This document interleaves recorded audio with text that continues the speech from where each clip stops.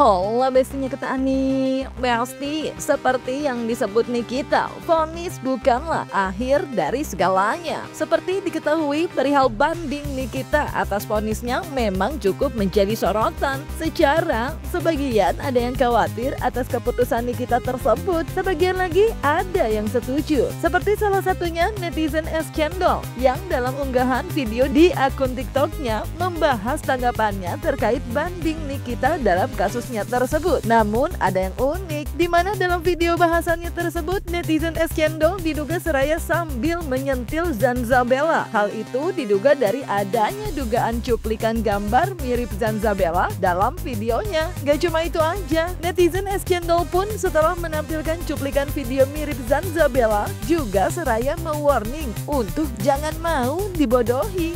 Nikita Mirzani emang harus banding ya. Jadi ini bukan sekedar untuk membantah vonisnya, tapi merupakan langkah strategis. Jadi netizen channel akan menjelaskan alasannya kenapa. Mau ikut nggak? Ayo. Supaya kalian itu kagak dibego-begoin mulu sama yang kayak beginian nih. Ituan prestasi itu nggak ada. Kenapa? Karena dia terbukti bersalah, ya. Nggak ada orang digugat, padahal dia terbukti bersalah, itu nggak ada. Terawangan gue nggak jauh-jauh dari angka 8, bahkan mungkin bisa jadi 8. Bisa turun 1, bisa naik 1. Atau naik 2, atau turun 2. Pokoknya gak jauh-jauh deh. Intinya Emang gak capek dibego-begoin mulu? Gas. Oke, sekarang kita serius. Jadi dalam sistem hukum Indonesia, pidana dan perdata itu adalah dua jalur hukum yang berbeda ya, tapi punya hubungan yang erat. Jadi pidana itu dia bicara soal kesalahan terhadap kepentingan umum. Sementara perdata bicara soal hak dan kewajiban antar individu. Nah, kasus Nikita Mirzani ini menjadi contoh menarik untuk kita bedah ya.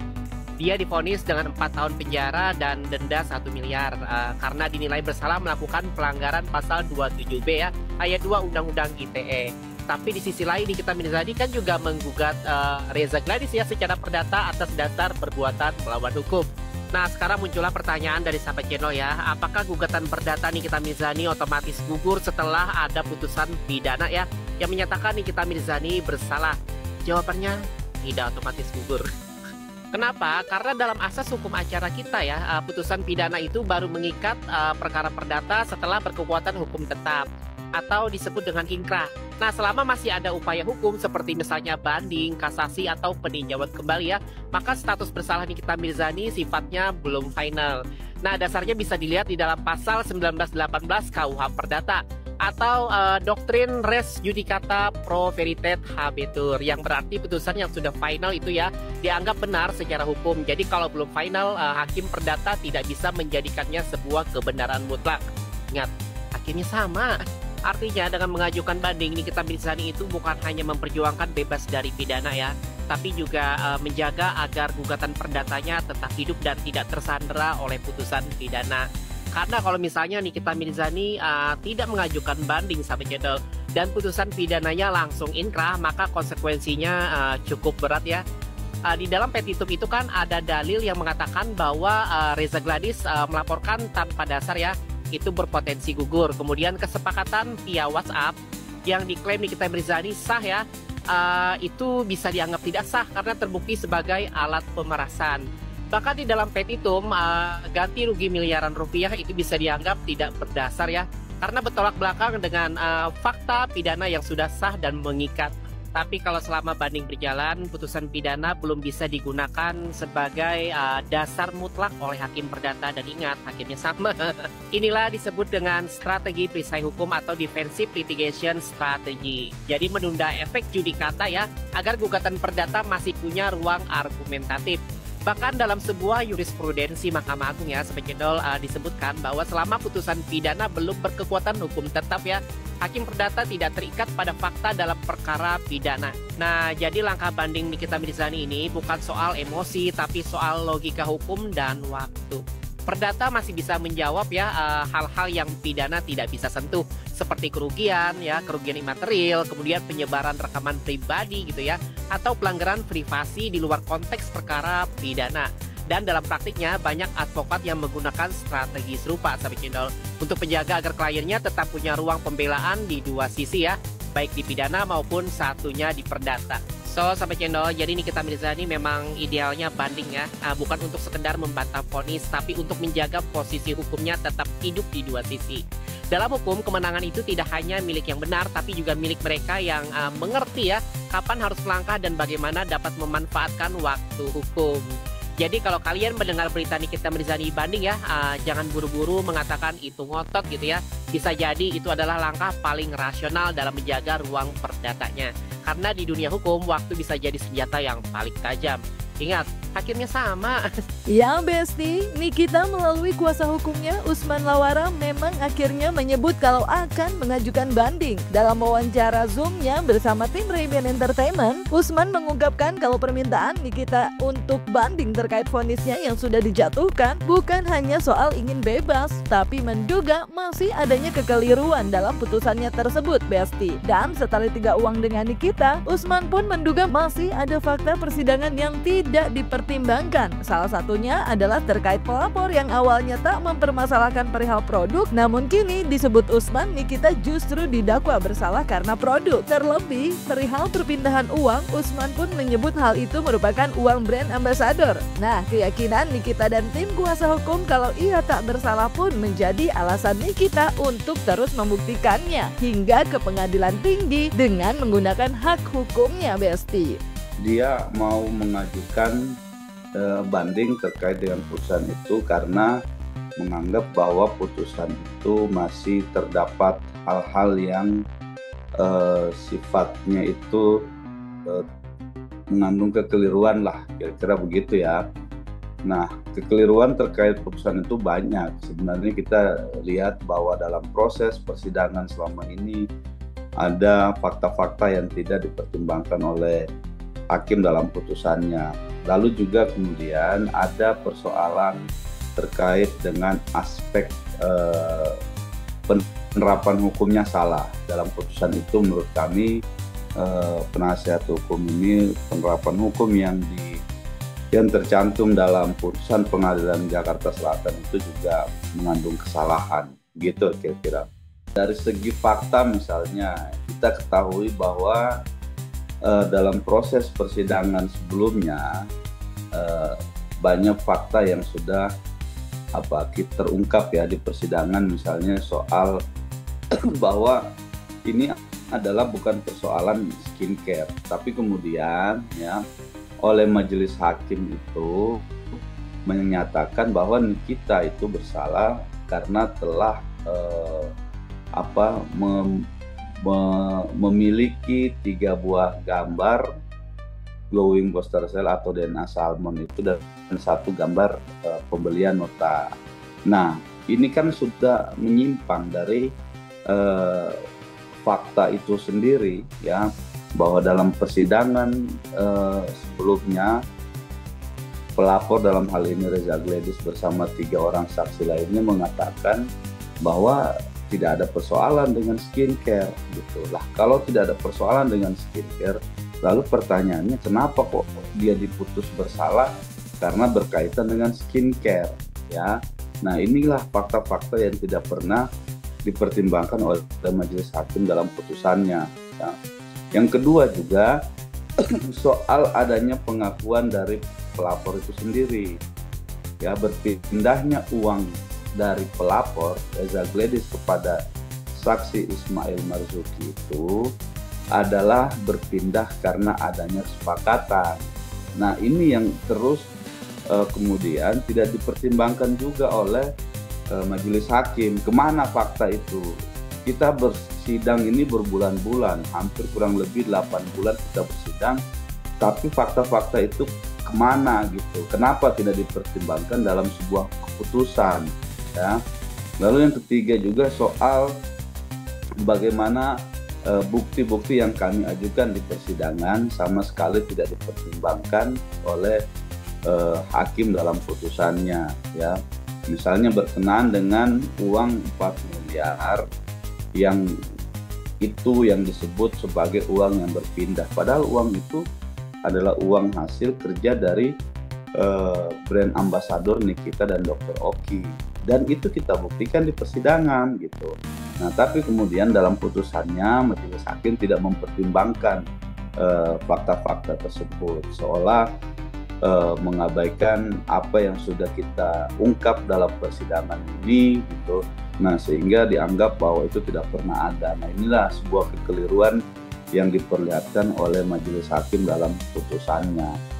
Nah, berkenaan dengan apakah itu bisa berkeinginan untuk bebas, pasti dalam hal ini siapapun orangnya ya semua ingin melakukan upaya hukum itu dalam rangka mencari kebenaran dan keadilan ya. Kami tim penasihat hukum dan Nikita pun sendiri meyakini bahwa dirinya tidak bersalah, maka mau memperjuangkan sesuatu yang tidak bersalah itu kita mau buktikan ke pengadilan tinggi bahwa ini loh kita tidak bersalah ya, kita tidak melakukan apapun yang dituduhkan oleh jaksa, maka hak hukum dari Nikita akan dipergunakan untuk mencari kebenaran itu atau keadilan.